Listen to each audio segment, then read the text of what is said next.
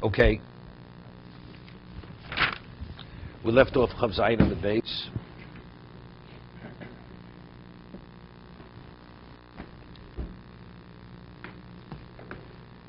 The Gemara had said that Shmuel had said that if a person sells 10 fields, although the 10 fields are in 10 different countries, 10 different locations, when the person acquires one, he acquires all 10. So Rav Acha Breder Ravika said, I will bring a proof to this, because when we have a similar situation, a person has 10 animals, and the way Tosas learns, and they're all leashed together, they have one rein leash attaching all of them. And now the seller says to the buyer, acquire. What does it mean? So Tosas explains, the 10 were leashed together, and he says, take one's mane and do an acquisition in one. Not take the leash, which is attached to all 10 of them. So what is he doing? He's doing an act in one, but the act of one affects the many, because they're all associated. That's what Tosas learns the case. Omale midomi. So the Gemara says they're not comparable. They're not biodo.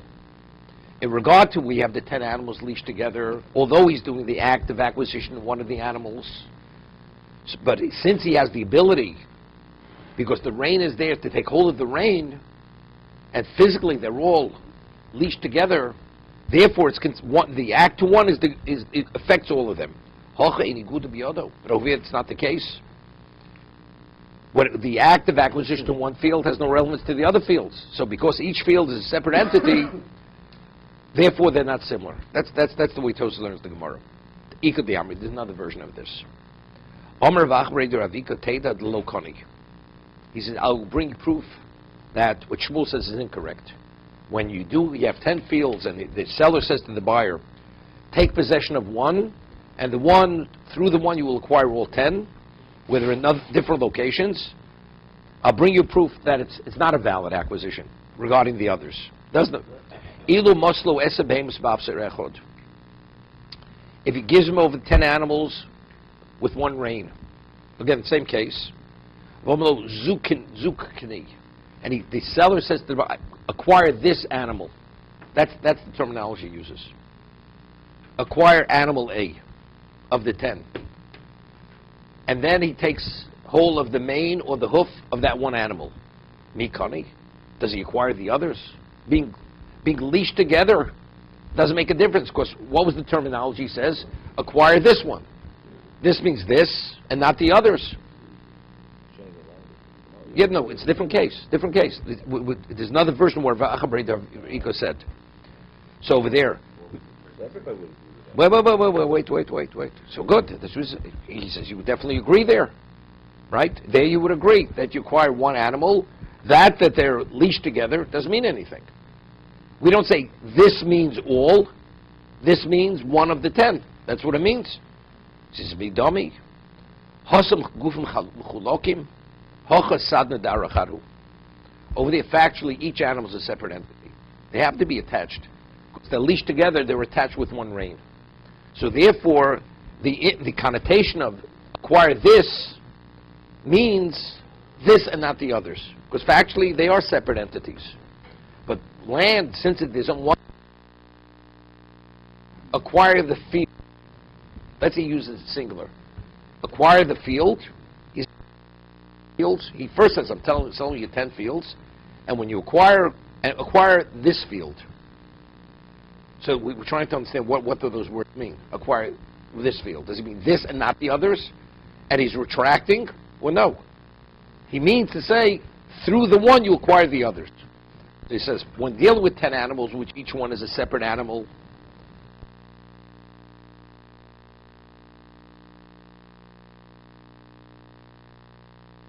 a retraction when it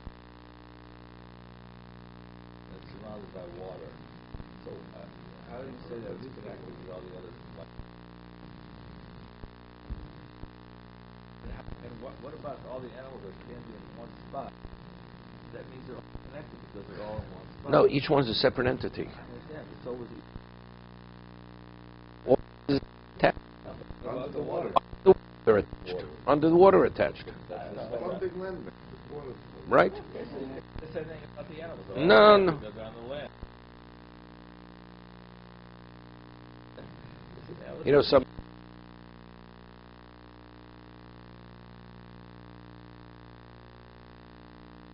ground. What is that? That's soil, dirt. So you're standing there, so it's on the ground. What does one thing have to do with another? All the animals are connected because they're all... That what's connected means So- they're leashed together, but each one has its own identity. Land is just one landmass. So it's an attachment. Okay, this is the type of thing. Either you get it or you don't get it. I don't get it. Okay, so okay, you don't get it. It's hard as well to understand. Basically, it seems like just a very large stretch. Big piece of land. Period. So when you're saying buying this, the Kal V'chomer, the animals on the land, is part of the land. Kal V'chomer. Nothing to do with the land. Animals only do with land. Animals are not land. Compare animals and land. The question is, when he says, he speaks very specifically, does he mean to exclude the others? So when we deal with separate entities, this means not that. When you deal with something which is a continuous mass, saying this doesn't mean not that.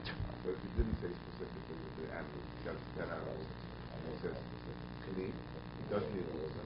Right. First case, With animals, Rabbi, if the man intended to include all 10, Definitely. nobody would argue with that. So he just made a statement, this one, and now we're trying to figure out what was his intention. Correct. Right. So the Gemara wants to say that because we don't know, we're not going to include them. No, it's not a suffix. No, the presumption is when a person speaks this way, that's what he means. Of course, that's what he means, because each one is a separate entity. We don't know what he meant. No, we say we do know it. It's not about avail of raya. It's not because we don't know, and therefore the burden of proof is on the one who wants to take possession. That's not what we're saying here. We're understanding that's what he meant. The person is speaking about separate items, which each one has its own identity. When he says it in the singular, this, acquire this means this and not that. But we don't say that with land. Because it's one landmass. No, but I mean, that's a svara. It is a svara, but the svaras have to understand the man. The man originally definitely said, I'm selling you all 10. If he didn't even say he's selling you all 10, it's not even a consideration. Now take this. Or does it mean this means all of it? This should affect all of it. I don't think the average person would say every landmass is connected.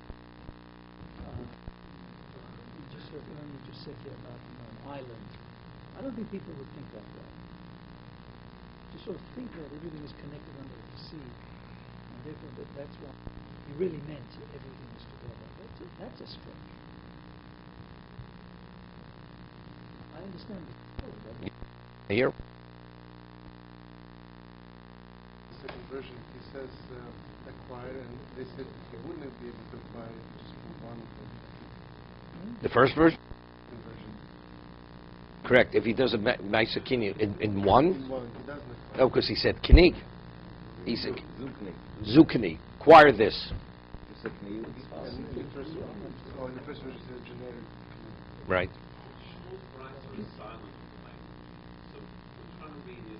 It's like I said yesterday, you have to say, I mean, Shmuel is, we quoted a Tosefta. It's a Tosefta. So evidently, we're dealing without the Tosefta once, so the whole thing really is not really relevant. According to the first version, by the animals it would work, by the land it wouldn't work. What about the Tosefta? Evidently, we're dealing without the Tosefta. Logically, are they comparable or are they not comparable? Once I have the Tosefta, it's irrelevant. Well, you can differentiate. But you see, your differentiation doesn't make a difference. No, the Tosefta says explicitly, no. Okay, let's go further. The Mishnah says that in regard to Shvur, although we have a principle, ein nishbon al karkos, one does not swear on fixed property, but if the claim is fixed property and movables, so once the court imposes the shvur for the metaltlin, for the movables, they're able to impose shvur even for the fixed property. That's called gilgul shvur. Megalgel means to roll. Once we begin, you could even affect things which normally cannot be affected independently. Said we had mentioned this when reading the Mishnah, learning the Mishnah. The halacha is that a person comes to court with another witness, another aide, and he says, Ploni Ravani Luritzoni. So-and-so sodomized me and I consented. Right? So the halacha is, Rava says, Hu v'acher mitztarfen lahorgo. The one who says Luritzoni, I consented, together with the third witness, we combine them and we sentence the sodomizer to death. Somebody says, what, the Moshe from Russia?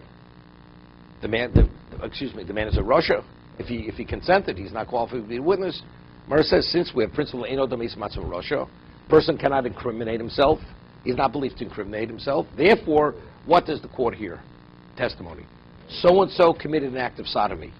But that's all the court hears. So the admissible evidence is only one piece of it. As a result of that, we put the man to death. Okay? We say Paltin Dibura. So the Morris, so there's a famous question which the Ran asks, what's the halacha? You have 100 witnesses testifying, and you find one of the 100, although you only need 2, one doesn't need more than 2 witnesses, one of the 100 turns to be Korv Apostle. He's related, or he's not qualified, he's a thief. What do we say? We say, that if there's a defect in the group, the whole group is disqualified. Although 99 of them are qualified, if you find in the testimony, and that's considered defect, we disqualified the whole testimony.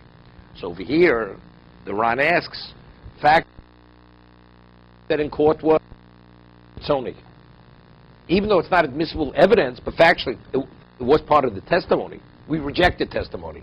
So it was testimony that was rejected. You said it, we reject it. So we should also say, Hagodo as you say, we should say testimony, which part of testimony is invalidated. We validate the whole testimony. I'm just telling you Ron's question. But it's the same principle. We find in regard to testimony, which is whether it's the witness or the testimony, that if we find it's defective, we discard the whole thing. If part of it is, we reject it, the whole testimony. So therefore, even though we'll say Palgin Diburo, that a person cannot incriminate himself, but factually said it. So if part of the testimony is not accepted, for whatever reason, we should reject the whole testimony. That was the Ran's question. You remember the Ran's question? Okay. We learned Sanhedrin. Okay? So the Ran answers, he says something interesting. He differentiates between a korov, an apostle, and a nogea. The Maramaka says, Davov, if when you kill the murderer who kills the person, people witness murder. So how do you convict the murderer? The victim, when he was being killed, he saw his murderer. He saw his victimizer. So we should attach him to the group who witnessed it. No, said Gemara. This is the question over there. What the case is, right? But since he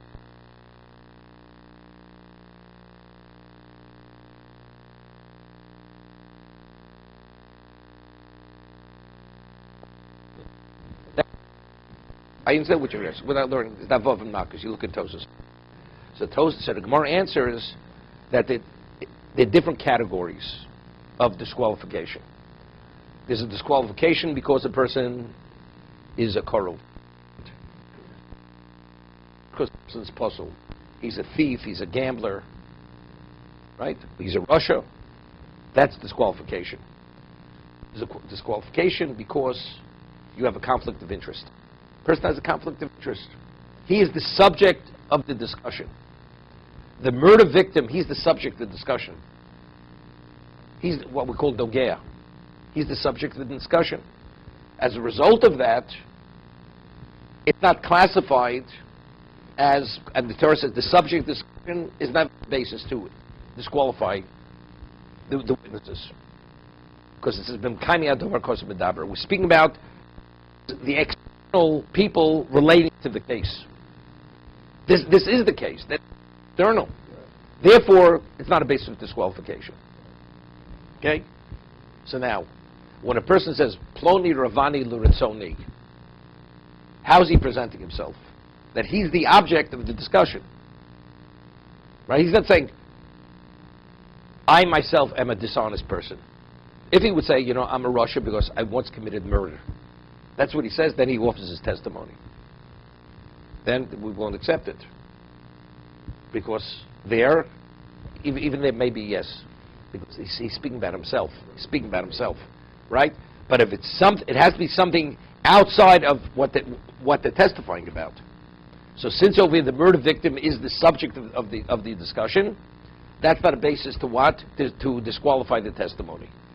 So because over here he says he was sodomized, so that's the discussion over here. That's the testimony.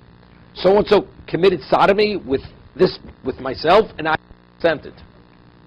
Therefore, that's not okay. The Gemara, a person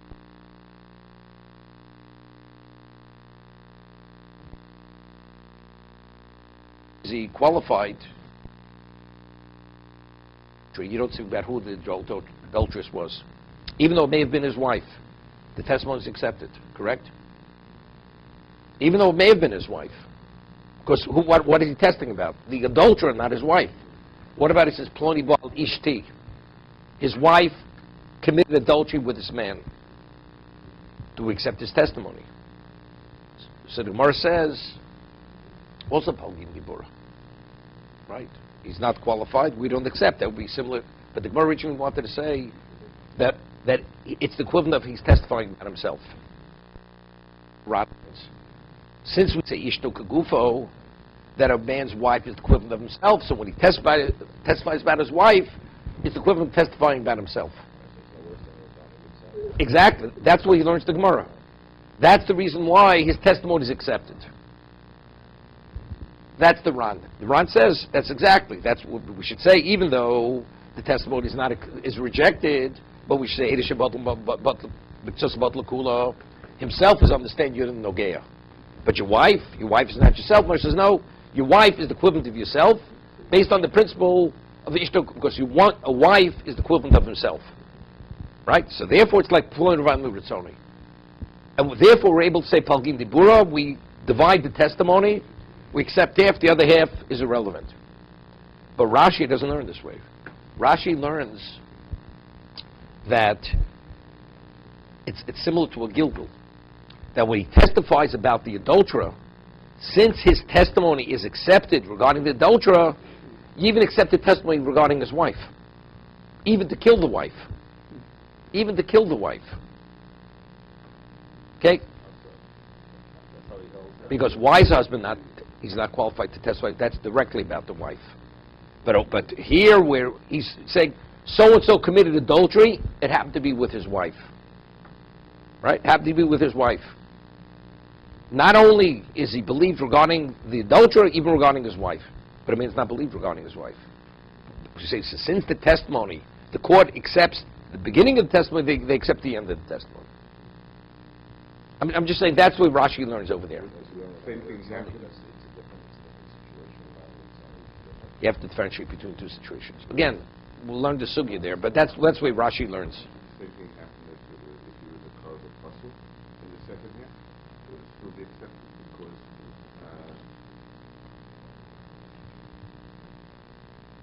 why you accept it? Well, their testimony is not believed. Okay. I'm just introducing it in terms of the Gilgul. No, it's like a gilgul. No, here we're saying simple. The Torah says normally one doesn't swear on fixed property. If I say to you, I purchased I sold you two parcels of land, and the person says, no, you only gave me one parcel of land. So what is the claim? I said I gave you two. You say you gave me one. You don't take a shvur. It's a parcel of land, right? That's karka. What about a person says, I gave you a wallet, and I gave you $200, so you gave me $100. And in addition, I said I gave you two parcels, so I gave you one parcel. So just as you swear it's moda b'miktsas on the money, you're going to swear on the property also. So he takes two oaths here, one on the money and one on the fixed property. It's gilgul. It's called gilgul, like agav, similar to agav.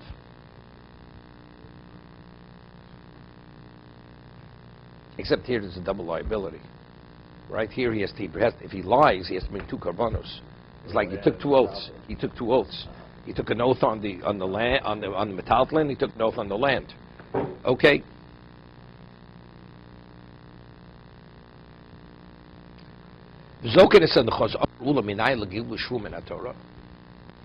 This principle of gilgul, that once the court is able to impose an oath, we could even impose an oath on areas which normally.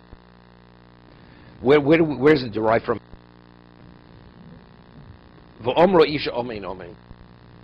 Now, there's a Mishnah Shavuos. The Torah says, regarding a monetary case, if a person knows testimony, let's say a person witnessed a loan, Reuven lent Shimon $100, and Reuven goes to Shimon. Shimon says, I never borrowed. So Reuven says to Shimon, how could you never borrowed? I have witnesses that witnessed the loan. How could you say you never borrowed? So normally, if he doesn't produce witnesses, it's kol for akol. It's a total denial. One doesn't swear. One doesn't make a shvur on where it's a total denial. So he goes to these people and says, you know, I made a claim. You were there and you witnessed the loan. I want you to come to testify on my behalf. So we say, we don't know any testimony. We don't recall anything. And they're not interested in testifying. You know, they don't want to get involved. We're not interested in coming to court to testify. So he says to them, so if they say, we swear, we don't know any testimony, he says, we swear. So, but they lied, they have to bring a korban shvur. They have to bring a korban, even though it was deliberate. Normally you don't bring a korban regarding a deliberate violation. It's always inadvertent. But in regard to this, where the man knows testimony, he swears that he doesn't know, he brings a korban. At a court. This shvuas has nothing to do with court. Now, what about a person swears about anything? It's called the shvuas bitui. A person swears, I will eat it, he doesn't eat. Or I won't eat, he does eat. That oath has nothing with court. Right? Same thing. So, but this is what we say. What about, he doesn't swear, but the one who's requesting him to come to testify says to him, I impose an oath upon you that you should come and testify on my behalf, but he says, mashbi'ini aleichem. I impose an oath upon you that you must come and testify on my behalf. And they say, Amen. They answer, Amen. It's not they respond, we don't know what you're talking about. They say, Amen. So the Gemara says, when you say Amen, after an oath, it's the equivalent of taking the oath. Amen is the oath. Where do we know Amen is the oath? Because we find this pasuk. A woman is a suspected adulteress. She claims she's innocent, she didn't commit adultery. So the Torah tells us that before she drinks the water with the rid of sota obliterated into the water, the Kohen adjures her, and he says, I impose an oath upon you that you did not commit adultery. And what does she say? She says, Amen. Well, we'll see. That's what the Gemara here discusses twice. The Amen, Amen. What are the two Amens? The double Amen. So the Torah says she responds, Amen, Amen. When she says Amen, it's the equivalent of taking the oath. And therefore she swore falsely. She swore she did not commit adultery. Therefore now when she drinks the water with the rid of the sota obliterated, now she dies. She will die because of this. So now what is the Amen, Amen? So that's where that's derived from. There it's derived from here that Amen is the equivalent of taking the oath. and a person answers Amen after a bracha, right? It's like you said the bracha yourself. Even though we say Shomei Koneh, even if you don't answer Amen, the halacha is a yotzi. But it's preferable you should say Amen. Because when you say the Amen is the equivalent of saying the bracha itself. You say God lo one yosemina mavorech. Great is the one who answers Amen. Don't even the one who says the bracha. That's the value of Amen. Amen is saying the bracha. Amen is the equivalent of saying the oath. David, he's talking your subject matter. What does that do with mitzvah's kavanah?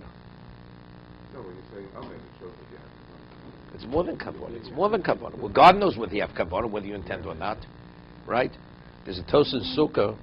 There's a halacha that if you're middle of Shemon Esrei and all of a sudden you hear kedusha, what must you do? You must stop, and you have to have in mind that you want to be yotzei with the kedusha. And although you didn't verbalize it, we say Shomei Koneh. So let's say you have a situation. It happens very often. If one starts Shemon Esrei with the tzibur, he doesn't have to rush his Shemon Esrei to say kedusha with the tzibur. Doesn't have to rush it. So wherever he is in the Shemon Esrei, even though they're going to say kedusha when he's in the middle, at that moment he stops, listens, and listening and having in mind you want to be covered with the kedusha, you cover with the kedusha. What about if the tzibur starts before he does? And by him starting 2 minutes late, they're going to be saying kedusha when he's in the middle of Shemon Esrei. The halachas you're not permitted to start. You have to wait for the shlich tzibur to start the Shemon Esrei, and you start with him, and when he comes to kedusha, you actually verbalize the kedusha. Because since it's after B'chai Mason, that's the proper location to say the kedusha. And you say the kedusha there. So you have to wait for the shlich tzibur to start the chazar sashatz, the repetition of the Shemon Esrei. Right? That's the halacha. So Tosas asks in Sukkah, but if we say Shemei Koneh, what does he have to wait? If he's not able to do the kedusha with the shlich tzibur, what does he have to wait? Let him stop, just as if he's in the middle of Shemon Esrei, and suddenly he has kedusha, he stops, he has in mind, is sufficient, based on Shemei Koneh, let him begin. We'll rely on Shemei Koneh. He says, because Shemei Koneh is not the equivalent of verbalizing it yourself. It's not the same. It doesn't have the same value, like we speak about L'chatchil b'di'evet. L'chatchil b'di'evet doesn't have it. It's not the optimum way. The optimum way is you should verbalize the kedusha yourself, or whatever it is. But if you can find yourself in the middle of Shemon Esrei, where it's not its location, you're not going to be able to verbalize it. So therefore you wait, you start with the chazan, and you'll be able to say the kedusha yourself. Although we say Shomei, but it's preferable to say Amen. Amen. No, but a person that has in mind a bracha and says Amen means nothing. It's only Amen that follows the bracha. So the principle is Shomei Koneh. The reason why Yotze would Koneh. There's a level of realization is a combination of what was said. That's the equivalent you've said it. And that's what we learned from Sota. That Amen is the equivalent of saying it. But of course, Amen only has the value if it follows what preceded it. It's a confirmation of what was previously said. So when we say brachas, for example, in the morning, answer Amen. Not there, it's something else. That's That's not to be Yotze. That's not to be Yotze. you have to say yourself. No, you can. Shavuot night, people are up all night. Right. There's certain brachos you're not able to say yourself because it's a question. So there he has in mind to cover whoever wants to be covered. And there when you answer Amen, it's really based on Shemei Koneh. So many of those brachos. This Tosfos that says saying is not the equivalent of having a mind. No. It has greater value. It's just the We say the one who says Amen is greater than the one who said the bracha. There is such a statement. correct. Why? Which seems to contradict this. No. That doesn't definitely doesn't contradict it. It's better to say it yourself Then remain silent and say nothing. and say nothing. Nothing. There's saying nothing. You're in the middle of the Amida, in the middle of Shemon Esrei. So why better to say? Right, correct. Would you say that the one who said Amen is even better than the one Is who greater, said is it? greater, Is is greater. than the one who said it? Yeah. So I'm going to use the exact words. I'm going to quote Mr. Glick. These are his words from 25 years ago. Okay? The person comes, he says, what I sell the best product. Nobody sells diamonds like I sell diamonds. But how do I know? Because I'm telling you, I have the best quality diamonds. He says, that's called tooting your own horn. Those are your words. You're tooting your own horn. He said, but if somebody else says, I have a phenomenal product, and the third party says, that's a confirmation of what's being said. So if I say, expressing my belief, but that's what you're saying. You have a third party saying Amen, confirming that, then it takes it to another level. That's why Godla One Yosef Min HaMavorech. No, not at all. Not at all. No, it's not the reason. Okay, is it 25 after?